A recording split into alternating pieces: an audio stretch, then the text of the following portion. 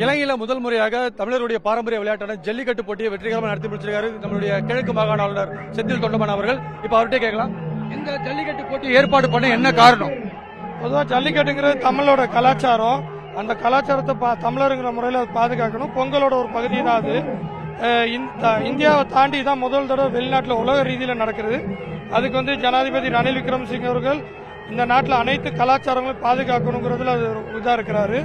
இது கிழக்கு மாநிலத்தில் தமிழர்கள் அதிகம் வாழ்றாங்க. இந்த பகுதியோட பாராளுமன்ற உறுப்பினர், இந்த ஏரியாவில் இருக்க அமைச்சர்கள் எல்லாம் உதவியோடு அரசு உத்தியோகஸ்தர்களோடு இந்த வேலை திட்டங்கள் முன்னெடுக்கப்பட்டிருக்கு. ஜல்லிக்கட்டு பாதுகாப்பு நல சங்கத்தோட தலைவர் ஒண்டிராஜன் அவர்கள், ஜல்லிக்கட்டு ராஜா சூரியூர் ராஜா இவங்க எல்லாம் கலந்து இந்தியாவோட டெக்னிக்கல் சப்போர்ட்டோட இன்னைக்கு ஜல்லிக்கட்டு இன்னைக்கு சிறப்பாக நடந்து கிட்டத்தட்ட 300க்கும் மேற்பட்ட காளைகள், அதுக்கு மேலே நாங்கள் இன்னைக்கு எடுக்கல முடிக்கணும்னால 300க்கும் மேற்பட்ட காளைகளை அவுத்து ஜல்லிக்கட்டு சிறப்பாக இன்னைக்கு நடத்தி முடிச்சோம்.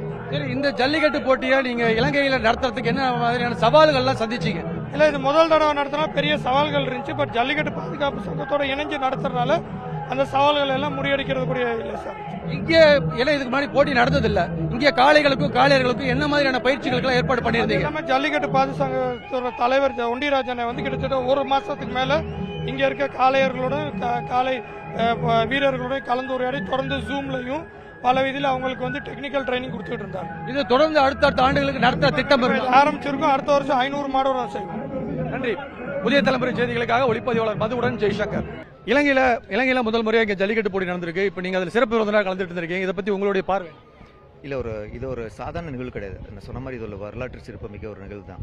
ஏன்னா எந்த ஒரு ஜல்லி போராட்டத்துக்காக மக்கள் போராட்டம் இந்தியாவில் தமிழ்நாட்டில் வெடிச்சதோ, இன்னைக்கு அந்த பாரம்பரியமான ஒரு விளையாட்டு, ஒரு வீர விளையாட்டு, நம்மளோட கலாச்சாரம் இன்னைக்கு அதே காளமாடு மாதிரி பாஞ்சு இன்னைக்கு இலங்கையில் முதல் முறையாக இலங்கை வரலாற்று முதல் முறையில் ஒரு நடக்குது. ஸோ அது மிகச்சிறந்த ஒரு விளையாட்டு. இதில் நான் ஒரு முக்கிய பங்கு வச்சது எனக்கு ரொம்ப பெருமை, தமிழகத்துக்கும் பெருமை. இது தமிழ்நாட்டை போல இங்கே காளைகள் சீறி பாயறதும் அடக்கிறதும் ரொம்ப சிறப்பாக இருந்தது. எப்படி நீங்க உங்களுடைய அதில் எப்படி பாக்குறீங்க? இல்லை, எனக்கு ஜல்லிக்கட்டு இலங்கையில் சொன்னதுக்கப்புறம் எனக்கு இங்கே ஜல்லிக்கட்டு கால இருக்கிறதே எனக்கு அப்போ தான் தெரியும். நம்மளுக்கு என்னன்னா பாரம்பரியமிக்க விளையாட்டு ஜல்லிக்கட்டு தமிழகத்தில் தான் இருக்கு, இந்தியாவில் இருக்கு. ஆனால் அங்கே காலையில் இங்கே இருக்கிறது அங்கே இதை நான் ஃபர்ஸ்ட் டைம் நான் கேள்விப்பட்டேன். அதே மாதிரி சரி, யார் இப்போ வீரர்கள் அதுக்கான ட்ரெயின் பண்ணியிருப்பாங்களா அப்படிங்கிறது எனக்கு ஒரு மனசில் இருந்தது. இன்னைக்கு பார்க்கும்போது தான் தெரிஞ்சது எவ்வளோ வீரமிக்க காளைகள் இருக்கு. வீரர்கள் மிகச்சிறந்த ஒரு பங்காற்றுறாங்க. என்னதான் ஒரு கம்மியான பேர் இருந்தாலும் வீரர்கள் அந்த 20-25 பேர் ரொம்ப மிகச்சிறந்த வீரர்களை வந்துட்டாங்க. அதுக்கு எந்த விதத்துக்கும் தமிழக வீரர்களுக்கு மிகையில்லாம இன்னைக்கு விளையாண்டாங்க. கண்டிப்பா. இலங்கையில் இன்றைக்கு நடந்த ஜல்லிக்கட்டு போட்டியில தமிழ் வர்ணனை அவ்வளவு அருமையா இருந்தது. அந்த வர்ணனையை செஞ்ச புதுக்கோட்டை மாவட்டத்தை சேர்ந்த செங்குட்டுவன் இப்ப நம்மோட இருக்காரு. அவர்கிட்ட கேட்கலாம், நீங்க புதுக்கோட்டை மாவட்டத்தில் இதுக்கு முன்னாடி தமிழ்நாட்டில் எத்தனை போட்டிகளில் வர்ணனை பண்ணியிருக்கீங்க? உங்களுடைய அனுபவத்தை பற்றி சொல்லுங்க. 500க்கும் மேற்பட்ட ஜல்லிக்கட்டு, 15 மாவட்டம், தமிழ்நாடு முழுக்க அதிகம் அனுபவம் ஜல்லிக்கட்டு. அதிக ஜல்லிக்கட்டில் நான் தான் பேசியிருக்கேன். என் பேர் செங்குட்டுவன். என்னுடைய அனுபவம் பார்த்தீங்கன்னா மாடுபிடி வீரரை பாராட்டுறது, மாடை பாராட்டுறது எல்லாமே எனக்கு அனுபவம் கிட்டத்தட்ட ஒரு 23 வருஷம் அனுபவம் இருக்கு சார். சரி, இங்க நீங்க தமிழ்நாட்டில் நடக்கிற ஜல்லிக்கட்டுக்கும் இங்க இலங்கையில் நடந்த ஜல்லிக்கட்டுக்கும் ஏதாவது வித்தியாசம் இருக்கா? அது நீங்க ஏதாவது பாத்தீங்களா? இல்ல எப்படி நடத்தினாங்க? அதை விட சூப்பரா இருந்துச்சு. அரசு அலுவலர்கள், காவல்துறை, அனிமல் ஹஸ்பண்டரி இந்த தொந்தரவு எதுவுமே இல்லாம தமிழக பாரம்பரிய முறைப்படி அருமை அழகா நடந்துச்சு. அதுக்கும் கொஞ்சம் கூட எனக்கு வித்தியாசம் தெரியல. ரசிகர்கள் கூட்டமும் அதிகமா இருந்துச்சு. அங்க விட இங்க பயங்கரமா இருந்துச்சு எனக்கு ரசிகர்கள் கூட்டம். இது தமிழ்நாட்டில் இந்த அளவுக்கு நம்ம தொடர்ந்து பல்வேறு மாவட்டங்கள் நடத்திட்டு இருக்கிறோம். அங்க மக்கள் கிட்ட கிடைக்கிற வரவேற்பு இப்ப இன்னைக்கு இலங்கையில முதல் முறையா, அதாவது ஒரு பாரம்பரியம் கடல் கடந்து இப்ப முதல் முறையா இலங்கைக்கு வந்திருக்கு. இங்க மக்கள் கிட்ட கிடைக்கிற வரவேற்பு நீங்க எப்படி பாக்குறீங்க?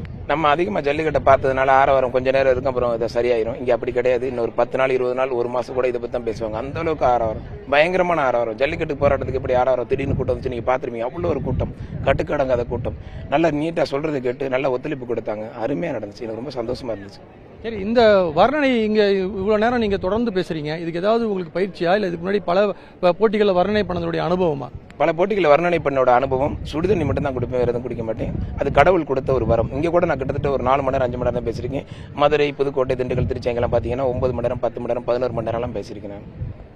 இது அடுத்த வருஷம் இந்த போட்டி நடக்கணும் அப்படின்னு ஒரு சூழல் இருந்தா வருவீங்களா? எப்படி? கண்டிப்பா. எனக்கு இன்னைக்கு பாத்தீங்கன்னா புதுக்கோட்டை நடக்கிற தச்சங்குடி ஜல்லிக்கட்டுல எனக்கு அழைப்பு கொடுத்திருந்தாங்க. இதுவும் ஒரே தேதியில் வந்ததால் நாங்க ஒரு ஆள் என்னோட அசிஸ்டன்ட் அங்க அனுப்பிச்சிட்டு நான் அங்க வந்தேன்.